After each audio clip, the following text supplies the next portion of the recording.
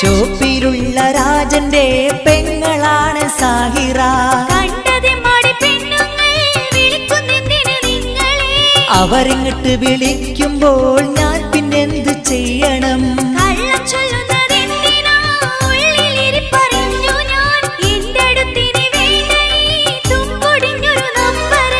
എന്റെ പൊന്നു സാഹിറ വെറുതെ പറയുന്നെന്തിനാ? പടച്ചവനാണിതു സത്യമാ, നിനക്ക് സംശയരോഗമാ?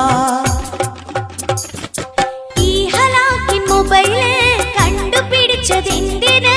സമാധാനം കെടുത്തുവാൻ മുടിഞ്ഞു പോകണ സാധനം. മിണ്ടാണ്ടിരിയ സാഹിറ, മണ്ടത്തരം പറയല്ല. നീ കരുതും പോലിത് ലവും മറ്റതുമല്ലടേ.